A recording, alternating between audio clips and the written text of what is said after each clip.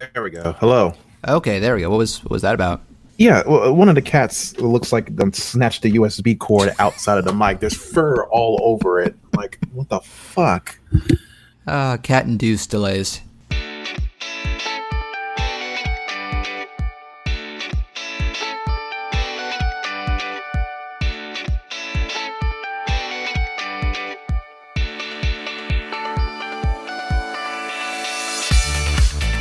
Hello, everyone, and welcome to episode 24 of Sketch Watch Play. I am John Fleury. I'm Christopher Wade. And we have some updates about social media before we get to anything else. First off, I think this is the most important one. If you've listened to previous episodes and have thought about following Chris on the Twitter handle he has mentioned, you need to change your plans. Chris, can you elaborate? Yeah, I decided to do a little less shitposting and a little less trolling, so I just decided to start with a clean slate and just do a brand new Twitter. I didn't really have that many followers in that regard, but if you followed me before and I missed you from adding you onto my new account, don't worry. You can find me at CWade, W-A-D-E, the sequel. So that's CWADE, the sequel on Twitter. Missed opportunity. You should have been C-Wade the Squeakquel. Noted that, and I was very angry at them, and I almost blocked them. So if I had said it, you would have blocked me. Like, the podcast is over, John. I was very tempted to block that person who said that. But anyway, we've also had some. I wanted to bring up a few things about our social media. I'm going to be saying this from now at the beginning of each episode because I definitely want to encourage any fans of ours or listeners. I think is a more modest term. Any listeners of ours, if you want to offer feedback and maybe even say things about that could influence the podcast's direction, you can find us on at SketchWatchPlay on Twitter, and also Facebook.com/SketchWatchPlay for our Facebook page. And Facebook is one of the most followers so far. So we'll often post if we don't announce upcoming episodes on the show itself, we'll mention it on Twitter first. So if you want ideas of what's coming next, that's a good way to keep updated. It'll also be where if we have to post, because obviously we're no stranger to having to reschedule and delay recordings. This episode was recorded a week ago, but then each of us had to change some stuff. So if you follow the Twitter and Facebook to stay up to date on both what we have planned next, if there are any changes in plans, but also you can send messages through or tweets there. And I've also started, I opened a Gmail account for the show. So if you want to just get on your client and just email us direct feedback on recent episodes, things we've said, things we've done, like talk about what you like the most, talk about what you've disliked the most, or even we're open to suggestions for topics. If it's something that both of us are interested in talking, then if you suggest it, there's a good chance it'll happen. So email us at sketchwatchplay@gmail.com. Yep. So, how have you been these past few weeks? Busy, apparently? I've been fairly busy. Just trying to lock down some funding for my film. Some filming for your fund. Yeah, right. Just learn how to talk for the most part. But I can't say that I've been excruciatingly busy to the point of exhaustion. I've been taking a few breaks here and there and getting caught up in Xenoblade Chronicles 2, which is it's very fun. In fact, I think it's a little bit more fun than Final Fantasy 15. To be perfectly honest. Big words. Yeah. I mean, okay. Well, I know that we always wanted you to be on the Final Fantasy episode or send a message in. Because you were pretty positive about 15 in the early episodes. That opinion changed drastically by the time you finished it. It did. I can't say that it's not a good game, because it is, and I had a lot of fun with it in the beginning. But as the story started to wind down a little bit, and you started to see a few of the revelations kind of become a little bit more prevalent, it definitely takes a sharp nosedive. It's not. It's the rate of fun decreases dramatically, and it's kind of laughable. No, but I have to say that since then they've released a lot of DLC, which you can download, and it makes a lot of the weird story issues go away. Yeah, they patched in a lot of additional cutscenes and stuff. I haven't tried that out yet, so I should. But they're probably my initial impressions of it have waned very hard by that point. So I'm kind of. But I can't speak for myself because I still only got halfway through, and then I often get distracted by newer games. But I mean to go back and finish it someday, especially because it's about to come on PC, and I think I can run it pretty well. Yeah, I still think it's a fun game, and I still think it does things that are really cool. But the initial shock is over, and I'm kind of done. It couldn't keep its momentum all the way through. Yeah. I'll come back to it eventually, but now that I have Xenoblade Chronicles as both a game I can put on my TV and I can run around with it, I'm having a lot more fun. Yeah, or what did I say? Did I say Xenogears? Because it's apparently that's like Mark brought it up. That's like the directors of that, the creator of that series. That's his tradition is that he starts every series with Xeno because it was Gears, then Saga, and now Blade. So I think Cosmos is even in this game. Yeah, she is. I'm having a lot of fun with Waifu Blade, so it's really good. That's what it is. I'm going to be perfectly honest. It's fun, but you're running around collecting different waifus. It's really cute in that regard. If and you like husbandos. That is that the word? Husbandos. Not as many husbandos. I'm not. I've only unlocked 2 legendary blades. One is definitely a guy, and the other is she's a cat girl with snakes on her shoulders. Yet she looks cool as shit. I really like her design. I wanted to record a video. I wish the Switch supported video recording for that game because I wanted to put up a clip of her summon and be like, "Oh, Nintendo's gone full anime." It really has, and they do different character designers for each blade too. Mm-hmm. So I think that's really super interesting. Not a lot of them are great, but I do dig. I do dig a lot of the designs, and I know that there was a huge fervor in the beginning where people were like, "These characters are too sexy," or "They're not wearing enough clothes." And my biggest issue is that there's so many scenes that are supposed to be calm, and I'm just like, "Geez, Pyra's tits are big." Very distracting, and I'm not 14, so that's not. It's not exactly it's not something that I don't think it suits her design very well. I'm not impressed by it by that kind of thing, and trust me. I'm not some prude who's like, you can't have titties on your video game character. Yes, you can, but you got to try to make it a little bit more balanced so you can take it seriously. There are a lot of serious scenes in this game, and I'm like, man, it has a good sense of humor in some others, though, especially compared to the first 2 games. But that's actually, and you've actually brought up you would love to do a video review of it at some point, and I don't know when I'm going to finish it. But one of the things I do like is it generally has some genuinely good writing and the character interactions. There are some gems. I won't lie. There are a little bit more awkward spots that I found that where the translation didn't carry over very well. Well, the lip sync overall sucks. I don't think they changed the Japanese lips. Some of the comedy doesn't really carry over very well either. Some of it does. My brother Patrick, he's normally not into this kind of thing, but he got the game and he was telling me how much he cracked up at the first scene where Poppy's introduced. Yeah. Okay, that did not click for you. Poppy is not a good click for me, but I will say that there are definite good comedic scenes in there. So I'm not going to. Well, we'll talk about it more later. Where, in general, I like the game a lot. So, yeah. So we do have 2 main topics we want to get to, but there was one other thing I just wanted to say for the intro.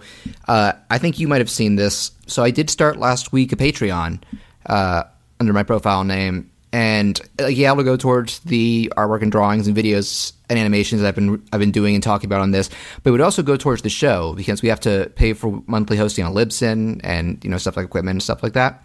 But so as the main perk that I'm going to offer, I believe it is for anybody who pays over $5. I'm going to be offering early access to Sketch Watch Play episodes, and you could kind of compare it to the gaming model because it's going to be the idea is. These episodes don't come out the day we finish recording them because there's always tons of editing to do. Add the opening and closing music, level the volume, edit out pauses like all the ums and uhs and technical troubles, which I'll still edit out long technical trouble like the one we just had, and also show clips and stuff like that. But if you help support the show and our projects, you'll get quicker access to the episodes of this show. That will be this way going forward. So I'll once we finish recording this, for example, I'll level the audio, edit out the audio trouble, the recording trouble, and put it up on Patreon. And all right. or maybe I'll start with the next episode. Nobody signed up so far. That would be rather wasted time. But yeah, that's a fun thing to get out. So let's move on to, we have two big topics to talk. First one, and continuing with, it's kind of become an accidental tradition that we've been devoting time to each new Marvel movie since Homecoming, Spider-Man Homecoming, or MCU movies at least. So by now, by now the two of us, and I feel like most moviegoers, judging by the box office, have seen Black Panther. You get to decide what kind of king you are going to be. Don't freeze. I never freeze. And so just a long silence. Like, I'm so used to on episodes. I see something, you go like Black Panther or yep, Black motherfucking Panther. Sorry, I missed my cue. Let me help you out. Black Panther. That's better. That's better. I'm not even going to edit that out in the final. Motherfucking Panther. For humor's sake. I think I just instinctively go to you going, Steve motherfucking Urkel. We were talking about Julia White and Sonic. So I'm a little ashamed in that this is the first Marvel movie in a while that I didn't see opening weekend. And it was really just down to me having an uncommonly busy weekend that week. I really wanted to see it. But Patrick saw it because he's a huge Marvel fan too. And I was never really in much doubt that this movie was going to suck because Marvel's batting average is so high. And I think it's become obvious, like they were aware of kind of the cultural significance of this movie, and that it was drumming up enough hype for them to really put some effort into it. So, Chris, I'll start with you. How did you feel about it? Enjoyed Black Panther a lot, and that should come as no surprise to anyone who knows me or listens to the podcast, because I tend to like things that are genuinely well accepted within the film community. It came as a surprise for me because I gotta be honest, the Black Panther, the character, never really intrigued me up until Civil War. I knew nothing about him before. I think most of these newer characters like Doctor Strange, Guardians, they've been picking more obscure characters for movies, and because of that, I knew nothing about them before their movies, and Black Panther is no exception. Yeah, so it was very when I hear about characters like Black Panther or Static Shock or Jon Stewart as the Green Lantern from the Justice League animated series back in the late 90s. Yes, not from the Daily Show. I kind of come away with like these are characters that are kind of Me Too's. They're like and I hate to put it this way, but for me, they've always felt like characters that are at introduction, at first glance, sake of having the token minority. Not for the sake of doing something very impressive, but the more I actually watch these characters and and get to know them, man, super wrong. I will give this movie. I feel like T'Challa is in this movie. He's one of the less developed of the main cast of the movie. But I think that's due in part to having a huge cast, and he actually went through he had a little arc in Civil War, actually. The fact that he starts out so bloodthirsty and then sees the risks of being consumed by that path. Like his last scene with Zemo is great. He had a serious arc in Civil War. He does have an arc in his own movie, but it is not put at the forefront. No, it's more subtle compared to, and I guess because it's entwined with other characters, including the villain. It's more of a landscape than it is a full-on character spotlight like it has been for, say, Tony Stark or Steve Rogers. This may be called Black Panther, but it almost feels like an ensemble piece. Like there's like 20 minutes where he's not in the movie because they think he's dead, which didn't really feel very long. That 20 minutes didn't exactly feel very long to me. No, the pacing was good. Yeah, well, I mean, I loved like side characters that showed up and then showed up later. Showed up, left, and then showed up later. Like I love M'Baku. Yeah. I did not know who he was, so I didn't know what his. I thought he was. That first scene, he comes off as such a brute. You think he's going to be working in league with Killmonger or something, but he turns out to have something of a noble side and even some justification for the shitty stuff that or for his brute nature, because his tribe's gone through some shit. Well, I wouldn't be surprised if that was intentional. His character is actually apparently man-ape from I was the going to old bring Black that Panther. up. Yeah, so like that, and that man-ape thing, totally not a good representation of black people. Oh, I read about it. Yes, they apparently if you pay attention to some dialogue, his tribe does worship like gorillas for their strength. But Marvel is basically like, it's probably not the best idea to have a black man dressed as an ape and call himself ape. So yeah, I think the director Ryan Coogler, was it? Yes, same guy. Go ahead. Yeah, the same guy who did Creed and Fruitvale Station. The man loves him some Michael B. Jordan. See that, but I gotta before I get derailed. Yeah, excellent take on that character. Excellent take on everybody's character. Mm-hmm. Did you have a favorite? I gotta ask. Oh man, who did? And I'm a little bad for forgetting her name. General. Oh, the bald-headed like Captain the Guard type lady. Yes, the actress who played Michonne in Walking Dead as well. Yeah, the character's name is Okoye, I believe, and I wasn't familiar with some of the supporting cast because I haven't watched Walking Dead. I knew Lupita Nyong'o, but yeah, Okoye was a fun character, like legit badass overall.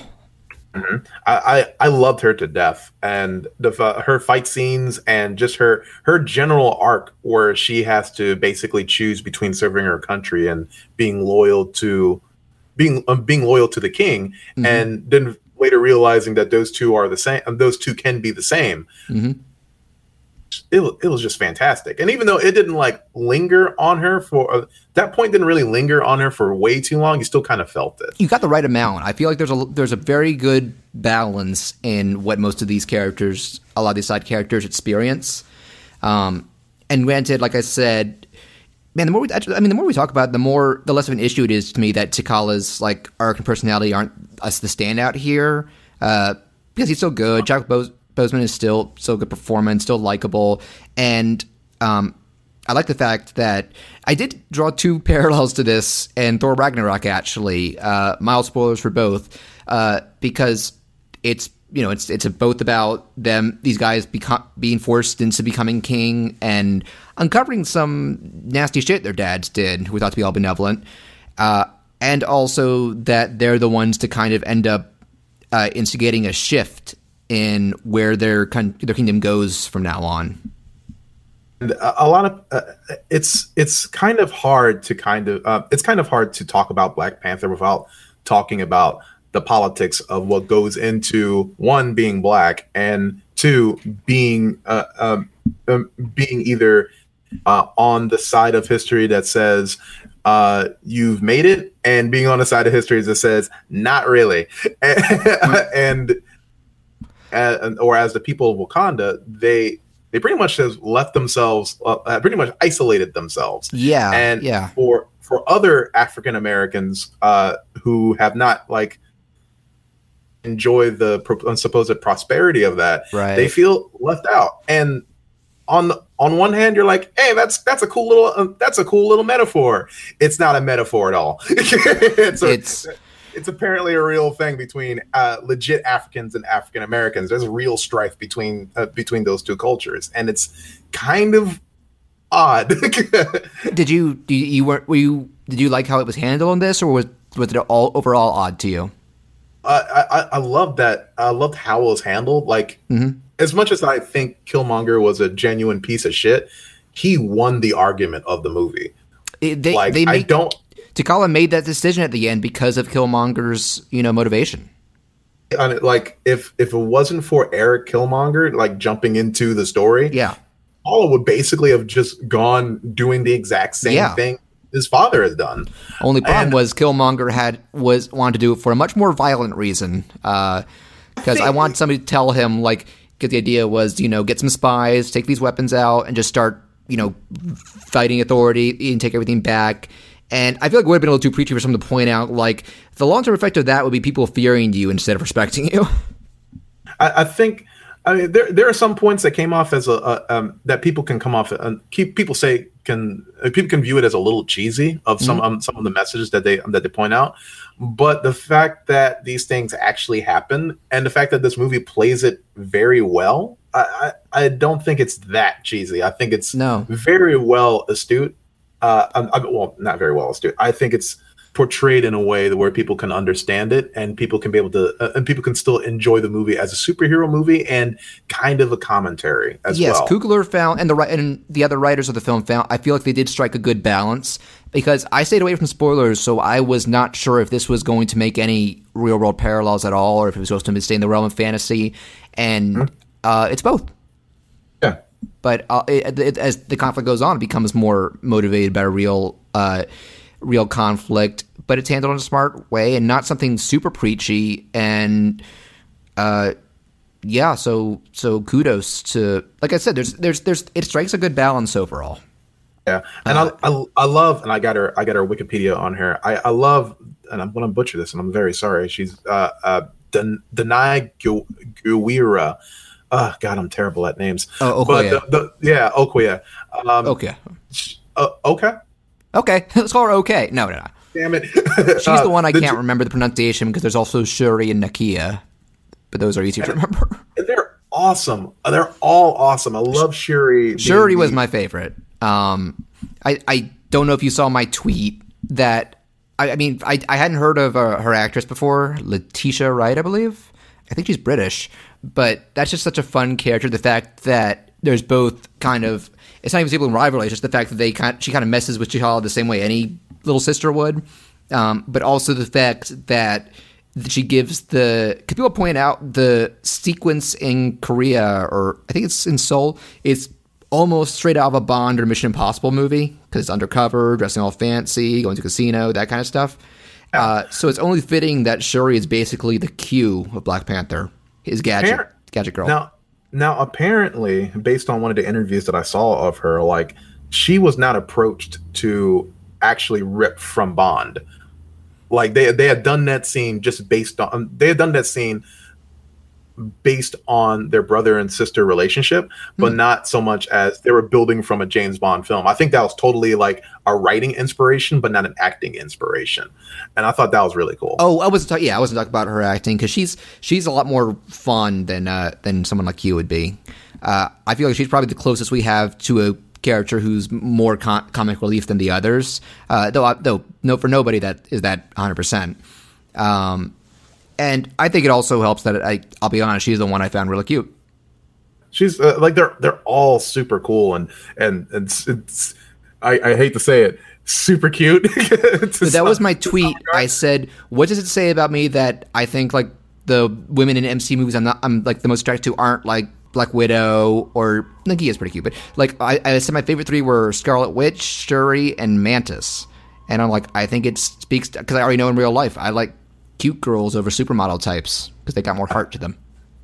But I gotta, I mean, even with the cuteness of the female actors, I'm seeing Twitter blow up on Eric Killmonger because he's holy a shit! fucking heartthrob. When he goes shirtless for that duel, I'm like, if we ever need a new Bane, cast him. This he's just growing movie by movie. He really is, and watching social media just go fucking bananas over Michael B. Jordan and his fucking braille bodysuit is just the best. I'm sorry. Did Serena see it with you? She actually said that M'Baku reminded me of her. Reminded her of me because of how petty he was throughout the entire film. I was going to say, you're not a brutish guy. I'm not a big, thick guy, and I'm by no means vegetarian, but the fact that he basically messes with the main cast throughout the entire movie and doesn't give a shit of me. And some of the other more minor characters, I was really reminded that I still need to get out because apparently the lead in that was that other guy who Okoye's boyfriend who sided with Killmonger. Absolutely, yeah. He's definitely an American citizen in Get Out, and they're two different movies. One is really entertaining, and one is really uncomfortable, but also entertaining. I'm not comparing the movies. I'm just saying that's what he's best known for right now. Oh, I'm letting you know. I'm gonna watch it eventually. Yeah. I'm just preparing you because it gets a little uncomfortable. But yeah, I think that's the point. But some other side ones, it is funny that the returning minor characters from other movies are like the only white guys for like 99% of the movie, that being Martin Freeman and Andy Serkis. And also, I gotta say, when they have that scene where Claw's being interrogated with them, I went, oh, it's a Hobbit reunion, because it's Bilbo and Gollum. It definitely is. So after the film and after I'm not going to spoil. Oh, well, we've done a lot. We can spoil it. No. We spoiled it already. So at the end of the film, we obviously see Bucky come out, and everyone is like, "Oh, it's Bucky. He's going to be there for Civil War, and he's not." Yeah, or for Infinity War, and he's not. He doesn't look so crazy. He went on a nice little spa trip in Africa. That's so cool. And I'm like, this was a missed opportunity. Yeah, Bucky is cool, but wouldn't it have been really, really bitching if what's his name from the CIA was just looking in his email and he sees Claw's SoundCloud link to his mixtape. Oh, that's right. That would have been awesome. Yeah, Bucky was the after credits thing I was like just expecting from day one because of the end of Civil War. But I do like that. Like Ross feels a little more used right in this compared to Civil War, where it was like a recognizable face for such a small role. But then you realize it was kind of just setting him up for future appearances. And same with Claw, actually, because he was okay in his like 3 minutes in Age of Ultron. Here, he was funny. He acts like a big kid. Yeah, he was a straight up goddamn lovable piece of shit. That son of a bitch. I love him. He was like the closest thing we've had to a troll in a side villain. My friends noted that, I'm gonna just for a second. Mm-hmm. They noted that during like one of the beginning sequences, you see the sheriff and you see the police officer like walking towards the massacre where they find Beatrix Kiddo laying on the floor. And the sheriff goes, a sure steady hand did this. They ain't some rank amateur. And they see all the bodies like, just piled around. And my friend didn't know what that meant. Like they were like, it's a murder scene. Like like there's bodies on the floor. How can you tell that this is professional and yep, I know what you're getting at. Amateur. Yeah. And you're like, you have to take the sheriff's word because who besides a police officer and a medical expert has seen a crime scene of that nature. But in Black Panther, in the first villain scene, after Eric Killmonger does his shtick and Claw comes in and he's obviously having a lot of fun. Oh yeah. One of the security guards he lets him run. Yeah, he lets the security guard go, lets him run, and then shoots him in the back. He makes a lot of light of it. And then Eric was like, "Why'd you do that?" And Claw was like, "We don't want to look. We want to look like amateurs here." Yeah. And my friend was like, "Yeah," and my friend was like, "That's what that dude in Kill Bill meant." I guess it's based on some real factors, like the judging by the distance and position of the bodies.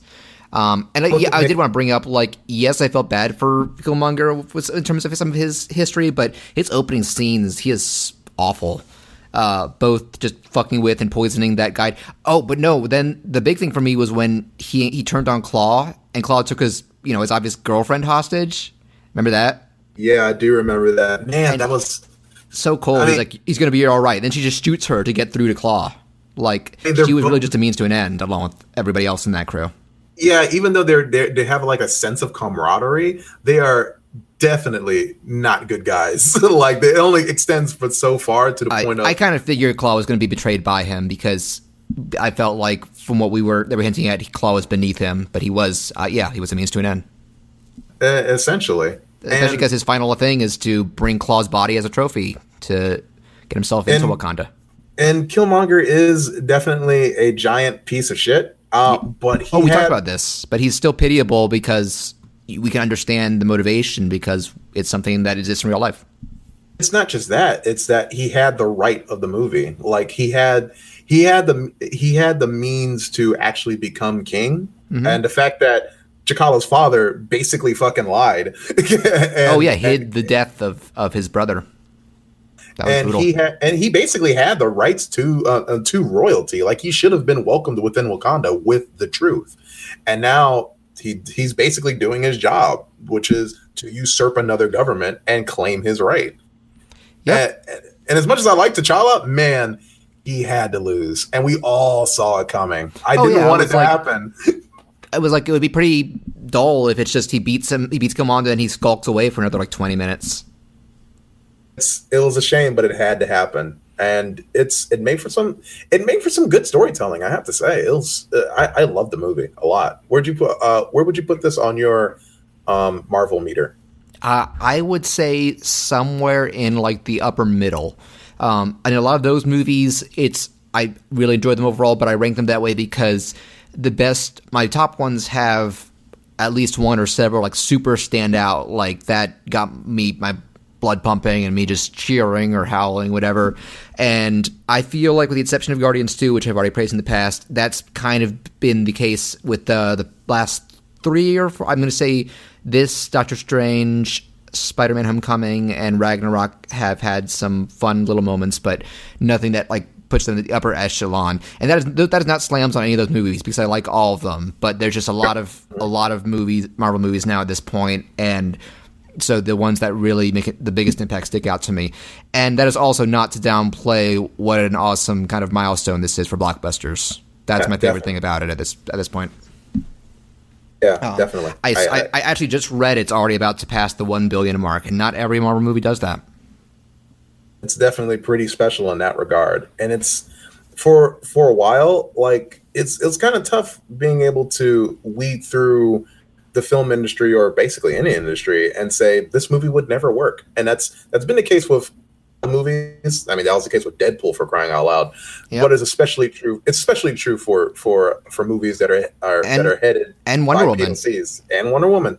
For a while, DC said they weren't going to make one, and then look at how that's done compared to their other DC movies. Like, it's kind of weird. Like there are a lot of gatekeepers within the business who say this would never work, and I'm like, but there's an obvious demand for it. I'm guessing most of them are crusty old white men. That's a shame. But I'm glad things are starting to turn around because these are legit great movies. Wonder Woman I loved a lot, and Black Panther I loved a lot. Yep, and I have not heard too much about misrepresentation in this movie. I'm sure if we search hard enough, there's some stuff, or maybe you already saw some. I mean, I need to take a closer look at it because I've only seen it once. I will say this. It had maybe the single worst joke in an MCU movie where Shuri says, "What are those?" Like, I legit went like, "No, you didn't just do that." But then it kind of helped things a little bit because I think the scene afterward where she films him being hit by the suit and then laughs like a maniac, that was amazing. I don't know, because the theater that I was at cracked the fuck up during that joke. Yes, but I'm not everyone. Maybe part of it is that I never found that meme funny. Okay, I can see that because I typically don't find. Well, I can't say that I don't find a lot of memes funny either, but not every meme gels with me either. So I can see where you're coming from in that regard. And at least it wasn't the fact that I feel like if people who don't know what that meme is, they're not going to be like, they're not going to get it because it's just, oh, she's saying something in a funny way. So it could have been worse, but I feel like that's just kind of a low bar for any sort of movie to go to for the most part. And it fell out of place considering how smart the rest of it was. That's true, but at the same time, I'm not 100% privy to that meme. Like, I know that meme because my friend Var usually comes up, and whenever something funny happens, he does that. What are those? And and I'm like, what the fuck does that mean? And he kind of explained it to me, but I only know it because he's done it with an earshot. So now that I've gotten used to him doing that, and I've done it myself, seeing that happen on screen made me a little giddy. I have to admit, that's a bit of a stream of consciousness. Yeah, thing. I think for me it's just a personal gripe, because that's just like one of those memes that I just never found. Like, I'm trying to think of. No, we're not going to make this a meme discussion. That's not what Black Panther is about. Sure. But I will say. But one other thing about this that's interesting. People had noted it before I saw it, and because the big thing is this is the last one before Infinity War, which also just got bumped up a week. I don't know if you heard that. I heard about that. Yay. But saying that, it is interesting how, by the MCU standards, how self-contained it is. You can watch this film and have a relative to no understanding of the Marvel Cinematic Universe. Yes, I feel like watching Civil War would help because you get to see, the T'Chaka stuff instead of it just some flashbacks, but it still explains things enough for you to get the gist of all of it. And other than that, like, it doesn't matter if you don't know where Claw and Ross are from. One's a criminal, one's an FBI guy. You don't really know much else. And the rest of the cast, other than T'Challa and his dad, haven't appeared in these movies before. So, maybe that was a conscious decision because they thought. I wonder if it was because they knew this might attract some demographics who normally don't go to Marvel movies. I think that's the case because a lot of people at this point, Marvel's been around for a while, so there's always within 5 to 10 years, there's probably like a new generation of kids that want to come in and watch. This is the 10th anniversary of the MCU. Iron Man and Hulk were in 2008. So there you go. I mean, I'm thinking that either they wanted to keep it fresh for new fans, or they don't want to be tied down to the fact where the story has to be connected. They don't want to alienate newcomers. I kind of wonder if that was part of Wonder Woman too, because they set a different time period. I can see that. Well, I think it's not just they want to bring in new fans. I also think that the creatives, they want to make sure that these movies, these characters can stand on their own without having to rely on older characters to prop them up. And I think that's important. Yeah, like that can still work together sometimes because, like, we talked Spider-Man Homecoming, Tony Stark shows up a lot in that, and he's like the mentor. But Tom Holland might be my favorite Peter Parker and Spider-Man at this point, regardless. Sure. I actually thought that the Iron Man. I actually thought that the Iron Man role in Spider-Man was helpful, but to a certain extent, because he'll bail out Peter at every point. Then of course he's going to take his suit away because there's more. Because at some point they had to find a reason to not have. Why wouldn't Tony just come in all the time? Well, get to a point where he thinks he's not doing it anymore. It's not terrible. It's not even exactly a bad thing because when you're a kid, you kind of need a grown adult to take your toys away from you if you're not using them correctly. But in movies like, and I think this will be a better example. Have you seen Split? I have not, but you can spoil it. And you've probably heard about this. Split is basically an M. Night Shyamalan movie that follows along the lines of it is borrowing from other M. Night Shyamalan movies. I know the twist is that it's connected to Unbreakable because that's getting a sequel. There you go. Like, it's a strong movie on its own, but towards the end you find out that it is indeed a direct sequel to Unbreakable. And the fact that it does this heightens the movie, but kind of tells you that the movie is kind of ended without you knowing. It wouldn't have ended as great without that. Yeah, and I think that's where Woman and Black Panther needed to not be so connected to previous films in the same franchise. Right. And I mean, obviously, we know. Maybe they're going to get that fill in Infinity War anyway because the trailer shows there's going to be like a mass fight scene in Wakanda. I'm excited. So. Yep. So I think it goes without saying we both recommend Black Panther and. If I ever make a movie, I won't put memes in it. But other than that, I'm going to go Google Killmonger, and I'm going to Google Shuri, and Serena's going to Google M'Baku, and you're going to Google Okoye. It's going to be, and I can't wait for the sequel. You know there's going to be a sequel. How could there not be with this reception? Like, I had hoped it would get a pretty good reception, but it is... I think it might be the best reviewed Marvel movie in some time if we're going by like Rotten Tomatoes percentages, which that warms my heart. And I really wanted to see Justice League. I wanted to see it, but I wanted to have hope. I still haven't seen it. I hoped it would be better than how it apparently is. I'll still watch it on whatever streaming service. Yeah, I'm waiting for Redbox. Yeah, but I'm still. I mean, at this point, knowing that Black Panther basically murdered it easily doesn't make Thor murdered it. That came out like the same time and trounced at the box office. So even a sequel can, yeah. you know, I like Black Panther a lot, and it's definitely up there for me. Yep. And I'm looking forward to seeing. I think they've confirmed a lot of supporting cast for Infinity War 2, and not just T'Challa. I know Shuri's confirmed, which makes me happy. Funny thing, because I've shown my parents some Marvel movies, and they've seen a few in theaters with me. I'm sure I'll show them this eventually. The one name in this that stood out actually no, she knew Michael B. Jordan because she watched. Was it The Wire he was on?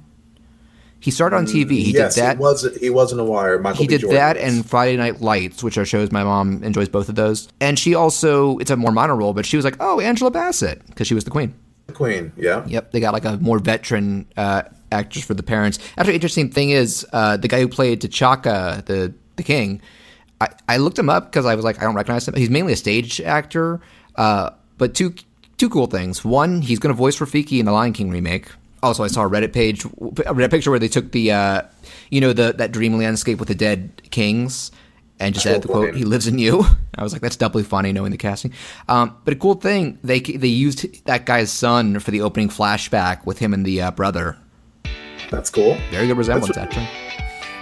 So yeah, that was the main thing. Now we are going to render what we have, and we have another big discussion to talk about per Chris's request, and I'm excited to talk about it. Next time